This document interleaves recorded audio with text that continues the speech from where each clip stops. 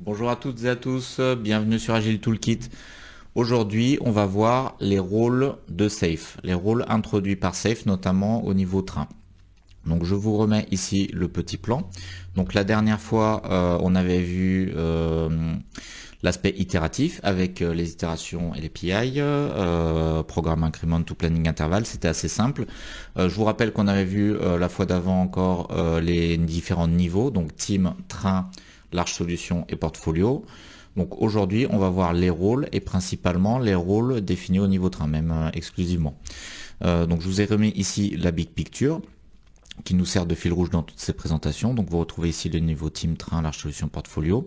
Comme je vous l'avais expliqué, on va dans cette série de vidéos se concentrer quasiment exclusivement sur le niveau train, parce qu'on ne peut pas tout faire, et donc il faut bien démarrer par quelque chose et c'est le niveau train. Et ce niveau, il introduit des rôles pour coordonner les différentes équipes du niveau team.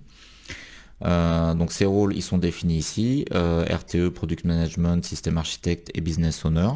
Également ici, c'est pas des rôles individuels, c'est des équipes entières, Shared Services et System Team. Mais ces équipes jouent un rôle important dans Safe, donc on peut aussi considérer que c'est des rôles, même si c'est pas forcément des individus. Donc tout ça va vous être présenté dans cette vidéo. Donc d'abord un petit slide d'introduction où je mets un peu tous les rôles pour les présenter très brièvement. Mais ensuite je vais vous montrer un autre slide qui montre comment ils se coordonnent et s'organisent au niveau du train. Et ensuite il y aura une partie pour décrire plus en détail chacun des rôles. Donc au niveau train, on a d'abord les business owners qui eux vont intervenir dans la définition du besoin métier. Ils vont être en connexion avec le métier et les utilisateurs, donc c'est la source de la définition du besoin.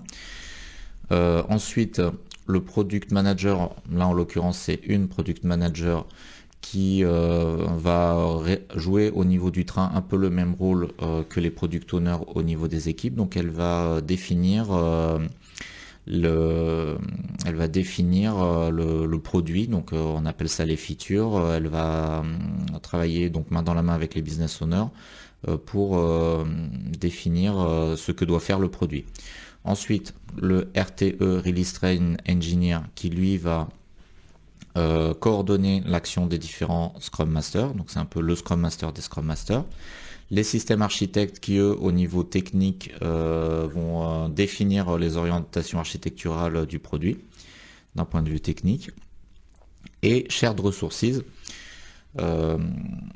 donc je crois que dans la big picture c'est écrit Shared Services, peut-être qu'ils ont changé le nom à un moment, je ne me souviens plus, mais ça, en tout cas ça représente certains métiers, certaines ressources on pourrait dire, certaines compétences qui sont partagées par plusieurs trains ou éventuellement partagées par tout le monde à l'échelle de l'entreprise. Donc exemple UI, ça veut dire User Interface, c'est tout ce qui est de l'ordre de l'esthétique, du design de l'application. Par exemple, le logo de l'entreprise, la charte graphique des applications de l'entreprise vont être définies en général par ce service et ça sera le même logo, la même charte graphique pour toutes les applications de l'entreprise. User Experience, c'est un petit peu différent, donc ça c'est les workflows d'utilisation de l'application, donc ils peuvent être en fait l'user experience elle peut intégrer plusieurs applications en même temps qui sont développées par plusieurs trains, donc là aussi ça peut être synchronisé à l'échelle de toute l'entreprise. DBA, database administrator, donc ça c'est la gestion des données de l'entreprise, donc ça peut être aussi mutualisé pour toutes les applications et pour tous les produits de l'entreprise par un seul service. Et sécurité aussi, là aussi c'est souvent le cas, c'est un seul service pour toute l'entreprise. Donc ces ressources, donc ces compétences ou ces personnes vont intervenir à l'intérieur du train directement, mais n'appartiennent pas spécifiquement au train. Ils sont partagés. Donc ensuite les équipes qui sont spécifiques au niveau train. On retrouve Shared Resources parce que ça peut être des individus ou des équipes, donc je l'ai remis dans équipe, des équipes entières. mais qui n'appartiennent pas au train, mais qui peuvent intervenir directement dans le train. Nous avons les équipes agiles qui composent le train, donc ça c'est le niveau équipe, donc là c'est classique avec Product Owner, Scrum Master, Team Member, donc autant d'équipes que nécessaire pour le développement du produit. Et une équipe un peu particulière, c'est la System Team. Donc la System Team, elle va s'occuper principalement des infrastructures de développement, d'intégration continue, de déploiement continu. Donc j'y reviendrai plus en détail, mais c'est une équipe qui a un rôle un peu particulier au sein du train. Bon, après cette partie-là, séparation entre contenu et design, bon, je voulais l'enlever parce que c'est un peu trop subtil, mais bon, en gros, le contenu c'est géré par les équipes agiles qui vont réaliser les features, réaliser ce qui est demandé par les product owners, product managers, donc ce qui est défini au niveau produit, les équipes vont le réaliser. Après, design, c'est ce qui va organiser, c'est ce qui va structurer le travail de toutes ces équipes. Donc les architectes, ça va être le design au niveau technique, architectural, architecture logicielle. La system team, ça va être au niveau intégration, déploiement, ça va structurer les processus d'intégration continue, de déploiement continu. Shared Resources, là aussi, ça va définir dans les grandes lignes les propriétés. Alors si on est dans le cadre de l'UI, les propriétés graphiques, esthétiques, les chartes graphiques, mais ça va pas réaliser, ces personnes ne vont pas réaliser directement le contenu. Voilà, donc pour Shared Resources, il peut y avoir plein de personnes. J'ai juste choisi, pour pas trop surcharger le schéma, de mettre ici c'est un peintre pour représenter l'aspect esthétique, graphique. Alors il peut y avoir plusieurs personnes juste pour l'UI, plusieurs personnes pour l'UX. En fait, ça peut être vraiment beaucoup de personnes impliquées. Là, j'en ai pris qu'un pour simplifier le schéma. Donc maintenant, comment ces rôles s'organisent et se coordonnent. Donc en bas, alors j'ai repris la représentation avec les différents niveaux. Donc en bas le niveau team, ensuite le niveau train et ensuite le monde extérieur au train. Le monde extérieur au train, ça peut être la large solution, par exemple, si on est dans une large solution. Ça peut être d'autres trains, ça peut être le monde extérieur à l'entreprise. Donc pour vous présenter ce schéma, je vous propose de partir de haut en bas. De haut en bas parce que on part du besoin utilisateur. Donc tout en haut, on a les utilisateurs, donc qui eux n'appartiennent pas à l'entreprise et qui ne sont même pas des professionnels forcément. Donc c'est pour ça que j'ai pris deux jeunes avec une casquette pour signifier que ça peut être n'importe qui extérieur à l'entreprise, pas forcément professionnel. Et on a le client, alors qui peut être en interaction directe avec ses utilisateurs d'ailleurs. Il peut y avoir soit un client qui commande une application, soit directement des utilisateurs, ça dépend vraiment du type de produit qu'on fait. Mais en tout cas, utilisateur ou client, ça va être les commanditaires de l'application, ceux qui ont besoin d'une application, d'un produit pour faire quelque chose. Et ils vont exprimer ce besoin auprès des business owners et de la product manager. Alors les business owners, c'est eux qui vont être qui vont avoir la connaissance du métier des utilisateurs et des clients. Ils vont avoir une connaissance précise et être capables de faire les bons choix en termes de produits, en termes de fonctionnalités qui vont apporter de la valeur aux utilisateurs et aux clients. Donc business, on pourrait le traduire en français par métier. Donc c'est vraiment les experts du métier. Ensuite, donc tout ce besoin qui vient des clients, des utilisateurs, des business owners eux-mêmes directement, il va arriver sur le product manager, la product manager, qui va synthétiser ce besoin, le formaliser et ensuite le redécouper et l'organiser pour l'envoyer dans chacune des équipes via les product owners. Donc chacun de ces rôles, business owner, product manager, je l'expliquerai plus en détail. Donc product manager, c'est la partie produit, définition du produit, que doit faire l'application. Ensuite, nous avons le RTE qui lui, pour faire simple, est le Scrum Master des Scrum Masters, donc il va coordonner l'action des différents Scrum Masters de toutes les équipes. Ensuite, les systèmes architectes, eux, ils sont au niveau train, mais ils vont pas, ils vont interagir avec éventuellement n'importe qui du niveau équipe et également même du niveau train. Ils vont accompagner les team members dans la réalisation du produit, ils vont donner les guidelines, les grandes lignes architecturales, ils vont faire des choix techniques, les communiquer, suivre le développement de l'application. Donc les systèmes architectes, il peut y en avoir plusieurs, il peut y en avoir un, mais bon là j'en ai mis plusieurs. Ça dépend aussi de la taille de l'application. Eux, ils vont potentiellement interagir avec n'importe qui par rapport à l'aspect technique. De même que les shared resources, qui eux, comme les systèmes architectes, mais sur leur domaine spécifique de compétences, vont intervenir potentiellement auprès de n'importe lequel des team members. Donc c'est pour ça que j'ai pas mis une flèche à chaque fois. J'ai mis 4 flèches pour symboliser qu'ils pouvaient vraiment intervenir partout. Je les ai mis à la frontière entre le monde extérieur et le train parce que, alors la plupart du temps même, ils seraient plus sur le monde extérieur que sur le train. Voilà,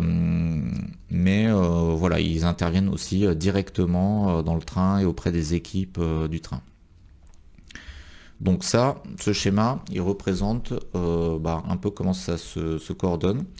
Alors j'ai fait un choix de mettre des flèches du haut vers le bas. Au départ, je voulais mettre les flèches bidirectionnelles parce qu'il peut y avoir des échanges dans tous les sens vu que on est dans une pratique agile et que c'est aussi bottom-up et que même n'importe lequel des team members peut aussi donner son avis, en théorie interagir avec les gens du niveau train, éventuellement les utilisateurs ou les clients, par exemple lors des démos à la fin des itérations. Mais bon, j'ai pas mis de double flèche parce que ça devenait illisible, ça faisait des gros pâtés. Après, je me suis dit, je vais peut-être enlever les flèches et juste mettre des traits. Mais j'ai trouvé que c'était pas plus lisible et finalement, les flèches, elles vont, ce qui est assez classique, du sens de l'expression du besoin vers la réalisation. Mais ça représente pas des rapports hiérarchiques. Voilà. Donc maintenant, on va voir un peu plus en détail chacun de ces rôles. Donc on commence par le business owner parce que c'est le plus haut, le plus proche des utilisateurs. Donc il peut y en avoir un ou plusieurs, ça dépend de la taille de l'application du produit. Et sa responsabilité, c'est une responsabilité business, responsabilité métier. Donc ça veut dire qu'il connaît le métier qui va être servi par le produit ou l'application. Et en résumé, bon, pour simplifier vraiment, donc il va être en responsabilité d'une certaine manière de l'argent, et son rôle, ça va être de savoir quel produit il faut fabriquer pour apporter de la valeur au client, et donc le vendre plus cher et rapporter plus d'argent à l'entreprise qui va faire le logiciel. Bon, c'est un peu simplificateur de dire ça, hein. Il n'y a pas que l'argent et aussi donc le mot business qui peut symboliser l'argent, mais ça représente aussi le métier, donc la compréhension métier. Donc c'est un expert du métier, du métier auquel on va rendre service en développant notre produit ou notre logiciel. Il va définir le besoin. Alors il va pas le définir tout seul, mais en tout cas la plupart du temps il va être à la source de la définition du besoin. En réalité, la réelle source, ce sont les utilisateurs et ou le client qui demande à développer l'application. Mais eux, ils sont à l'extérieur de l'entreprise. Donc, du point de vue du train, la véritable source du besoin, elle provient des business owners. Donc, pour établir ce besoin, il doit bien connaître le métier, il doit aussi être en contact avec les utilisateurs et les clients qui vont utiliser l'application par la suite et qui vont payer pour avoir cette application. Donc il peut y en avoir plusieurs, ils vont être animés. Alors animés, je ne sais pas si c'est le bon mot. Du moins les besoins ils vont être coordonnés à un certain moment par la product manager qui va interagir avec tous les business owners, coordonner un peu les échanges et à la fin la product manager va définir ce que doit faire le produit sur la base de tout ce qui a été demandé par les business owners. Donc la transition est parfaite avec la slide sur la product manager. Donc en général c'est une seule personne, mais en fait j'ai mis en général, mais c'est peut-être même pas vrai parce que ça dépend vraiment de la taille du train, de la taille du produit. Donc si c'est un petit train de 4 équipes, il n'y aura qu'une seule personne en général. Mais maintenant, il y a aussi beaucoup de gros trains dans beaucoup d'entreprises, donc ça peut être plusieurs personnes. D'ailleurs, dans la méthode SAFe, sur le site officiel de SAFe, ils parlent pas explicitement du product manager, enfin ils en parlent, mais ils font plutôt référence à la fonction de product management. Donc le product management étant représenté, enfin cette fonction étant réalisée par plusieurs personnes. Ça peut être donc une communauté de personnes qui peut être composée par exemple de product owners, de business owners, de business analysts, etc. Moi je préfère identifier ça comme une seule personne parce que dans ce que j'ai constaté dans mes missions, dans toutes les missions d'ailleurs que j'ai fait dans un contexte safe, le rôle de product manager était porté par une personne bien identifiée. Et même sur les gros trains où il y avait plusieurs product managers, chaque product manager avait une partie du produit en charge au sein du train et travaillait relativement indépendamment des autres. Donc voilà, pour la simplicité, je préfère imaginer que c'est une seule personne bien identifiée, mais ça peut être aussi une communauté qui s'auto-organise. Donc la product manager, donc dans notre cas on va dire qu'il y en a une, elle va identifier les exigences, les identifier en échangeant avec les business owners, le client, les utilisateurs. Donc ça c'est la première étape, mais une fois que ces exigences sont identifiées, c'est là où elle va coordonner un peu tout ça pour définir ce que doit faire le produit en décrivant des features. Alors les features, c'est comme les user stories au niveau train. On le verra dans la prochaine présentation, dans la prochaine vidéo. Donc je vous expliquerai un peu plus en détail ce qu'est une feature. Donc c'est une feature, voilà, c'est en français fonctionnalité, ça représente quelque chose que doit faire l'application. Et ensuite, on va redécouper ces features en user story plus petites. Mais c'est à peu près la même chose qu'une user story au niveau train. Donc elle doit écrire le document, elle est responsable de définir les features. C'est la product owner qui a également la vision d'ensemble sur le produit qui va être développé, et qui connaît la roadmap, la feuille de route du développement des différentes features, dans le temps, et la feuille de route aussi de déploiement et de release auprès des utilisateurs. Donc elle a vraiment une vision d'ensemble sur le produit. Priorisation du backlog, donc ça c'est lié aux features, c'est lié à ce qu'on vient de dire juste avant. La product owner va définir dans quel ordre on doit développer les features, prioriser, définir qu'est-ce qui est la feature la plus importante et qu'est-ce qui est secondaire ou doit être fait à la fin. Donc on aura une vidéo spéciale dédiée à la priorisation. Ensuite, valider l'incrément de programme.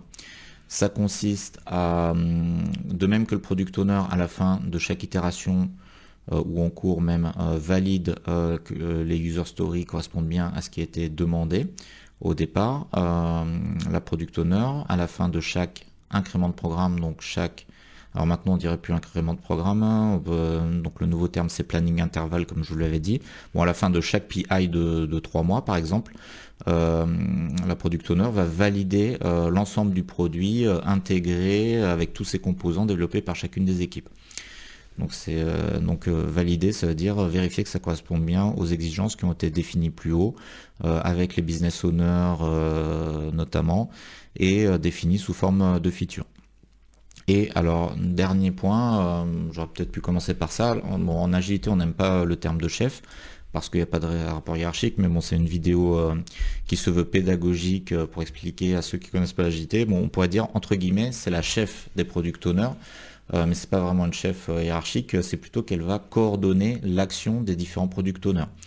Notamment via les features, elle va dispatcher les différentes features au sein des différentes équipes, mais c'est pas en mode top-down, parce que les product owners aussi ont leur mot à dire et vont participer, et peuvent participer à l'élaboration des features, à la priorisation également. Mais voilà, pour simplifier, elle coordonne, elle arbitre éventuellement si nécessaire certains choix du point de vue du produit et à l'échelle de tout le produit, pas simplement d'une partie. Les product owners, eux, vont avoir seulement une partie du produit sous leur responsabilité. Donc les architectes, là je serai assez bref sur cette partie, donc ils vont définir les guidelines, les grandes règles architecturales au niveau du train. Architecturales au niveau technique, programmation, par exemple si on développe un produit où il y a un back-end qui doit exposer une API REST et une application mobile et un site web qui doivent tous les deux se reposer sur l'API REST, par exemple, c'est eux qui peuvent très bien dire que l'API doit être en REST, que par exemple les réponses de l'API doivent être dans un format JSON et ils peuvent spécifier certaines propriétés techniques du format. Donc c'est eux qui doivent faire ce genre de choix qui sont transverses à toutes les équipes et qui vont avoir un impact technique et qui vont guider les équipes avec un cadre technique commun. Donc il peut y en avoir un ou plusieurs, là aussi ça dépend de la taille du produit, de la taille du train ou de la complexité technique à réaliser. Ils choisissent et valident des technologies pour l'ensemble du produit, donc pour l'ensemble de toutes les équipes. Ils travaillent avec la System Team qu'on va présenter après. Notamment la System Team, en un mot elle va s'intéresser à tout ce qui est intégration continue, déploiement continu et l'aspect architectural du produit va avoir un impact sur la manière dont on intègre et on déploie le produit. Donc ils vont être en général assez proches de la System Team. Donc eux c'est la partie technique.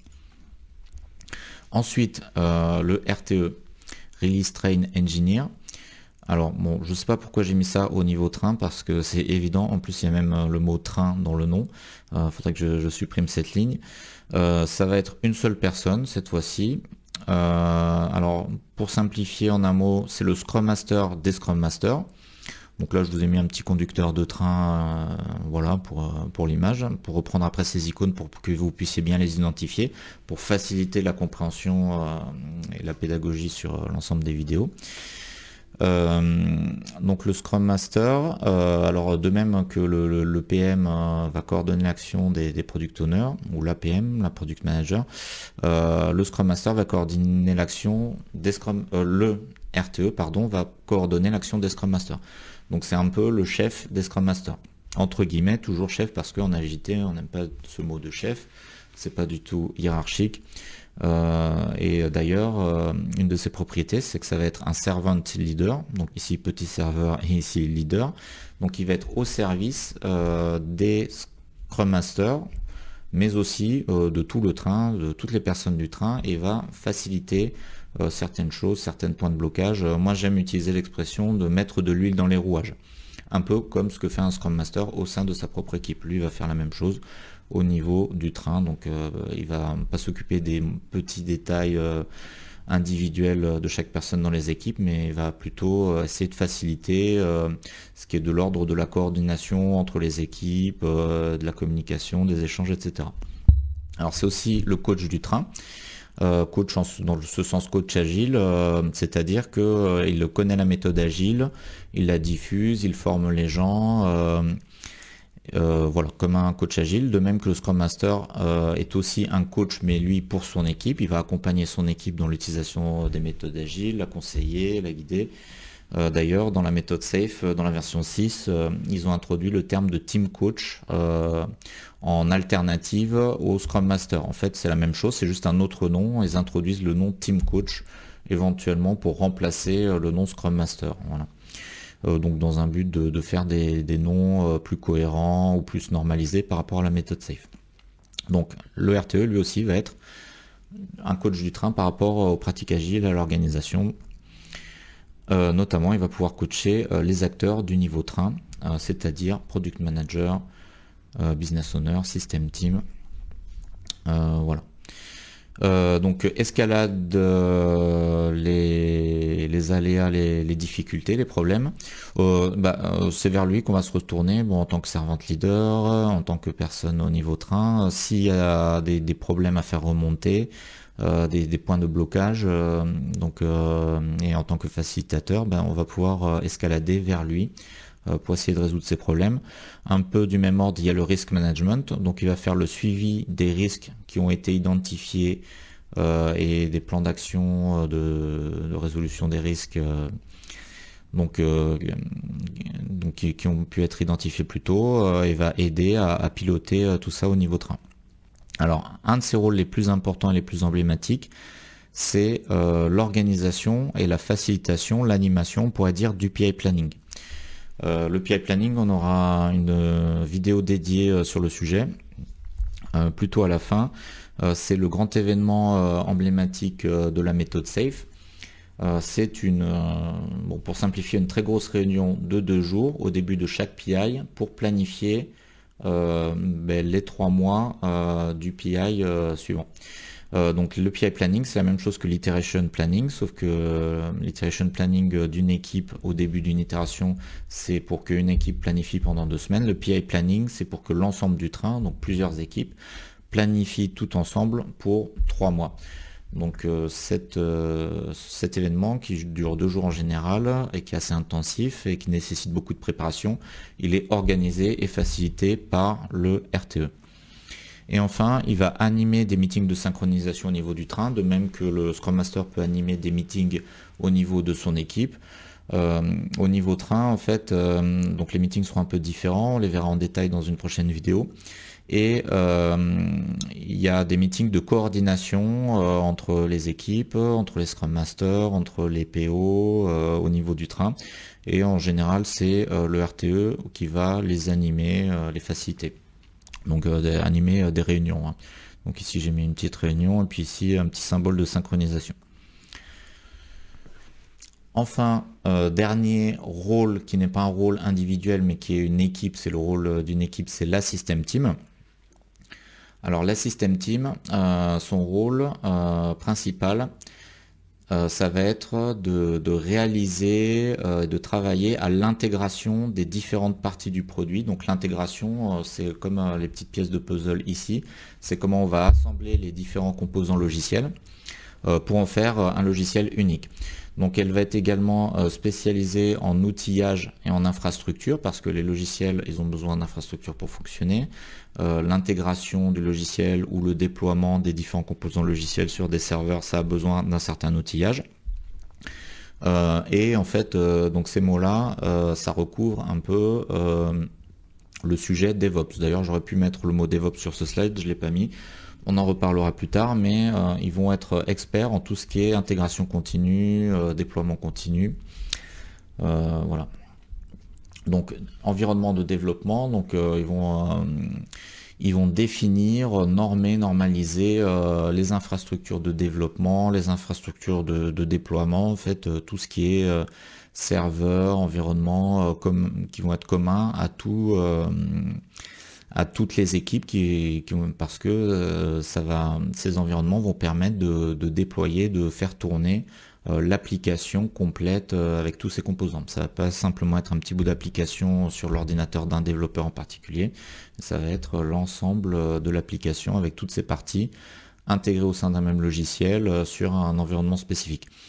Là j'ai mis une phrase complète parce que en fait dans l'agilité, pour bien enfoncer le clou, pour bien illustrer ça, dans l'agilité à l'échelle, donc on va être sur des grandes échelles, des grands logiciels avec plein de parties, et les infrastructures vont être très importantes parce que c'est ce qui va permettre de pouvoir intégrer les différents composants logiciels d'une manière harmonieuse donc c'est plus coûteux en termes d'infrastructure, il faut être plus carré et rigoureux. Donc c'est pour ça qu'il y a besoin d'une system team. Donc comme c'est eux qui vont intégrer tous les composants logiciels, ou du moins qui vont définir comment on intègre l'ensemble des composants, c'est eux les premiers à avoir le logiciel complet. et ils vont être en mesure de pouvoir faire des tests de performance sur le logiciel ou des tests end-to-end. Un test end-to-end, c'est un test d'un use case qui va faire intervenir plusieurs composants logiciels développés par des équipes différentes. Donc c'est le moment où on recolle les morceaux et on vérifie que l'ensemble, une fois collé, fonctionne. Ils vont également collaborer avec les tierces parties techniques. Donc les tierces parties, ça peut être les fournisseurs. Alors j'ai mis fournisseur en termes génériques. Là j'ai mis une petite icône de fournisseur, un petit commerçant qui a des fournitures. Alors plus précisément, un fournisseur, par exemple, ça va être les personnes, le service qui va provisionner les machines, par exemple les serveurs, s'il faut déployer l'application sur un certain nombre de serveurs. Ça peut être des fournisseurs internes, donc si le provisioning des machines se fait à l'intérieur de l'entreprise, ça peut être externe, ça peut être un service de cloud computing comme Amazon ou Azure. Voilà, alors les fournisseurs c'est pas forcément que pour des serveurs, c'est juste un exemple, mais ça peut être aussi, ils peuvent collaborer avec les tierces parties qui vont fournir des composants logiciels qui doivent être intégrés dans la solution, mais qui ne sont pas développés par le train. Je sais pas, par exemple une solution d'authentification sécurisée qui serait fournie par une autre entreprise.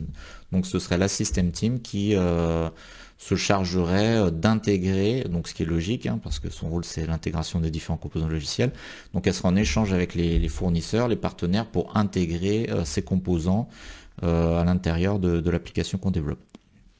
Démo de PI, donc à la fin de chaque PI, chaque planning intervalle de 3 mois, de même qu'à la fin de chaque itération, à la fin de chaque PI, on doit faire une démo. Alors en réalité, même on doit la faire à la fin de chaque itération, mais bon. Du moins, alors ce qu'on va appeler démo de PI, ça sera une démo qui va être sur la base de l'ensemble du logiciel avec toutes ses composants intégrés. Donc c'est normal que ce soit eux qui soient en première ligne sur la démo puisque ce sont eux qui assemblent le logiciel et qui font les tests de manière coordonnée, transverse et avec toutes les équipes. Ils peuvent s'appuyer directement et être en échange directement avec toutes les équipes. Et la même chose, donc comme ceux qui assemblent le logiciel, c'est eux qui vont aussi être partie prenante principale pour tout ce qui est release. Donc release, c'est l'action de livrer l'application aux utilisateurs finaux. C'est pas seulement donner une application, ça peut nécessiter de la formation, de la communication, du marketing, etc. Donc en tout cas, ils seront et puis eux ils sont surtout sur la partie technique, principalement pour s'assurer que le produit est bien assemblé, bien testé, correspond à ce qui était prévu. Alors cette équipe, elle peut être partagée par plusieurs trains. Un peu comme les shared resources. Il peut aussi éventuellement ne pas y avoir de système team dans un contexte où l'application serait relativement simple et où il y aurait des infrastructures d'intégration et de déploiement qui seraient entièrement automatisées et dans ce cas la système team pourrait être réduite au minimum, voire ne pas exister, mais dans ce cas, ça veut dire que la responsabilité, il y a quand même une responsabilité d'intégration, pourrait être dispatchée à l'intérieur de chacune des équipes, ou alors ça pourrait être une des équipes agiles qui pourrait avoir en plus la casquette de la system team. Dans les différentes missions que j'ai fait, j'ai le sentiment que de plus en plus on va vers une system team bien définie, bien structurée. À mon avis, c'est lié au fait que tout ce qui est déploiement continu, intégration continue, test automatisé, etc. prend de plus en plus d'importance.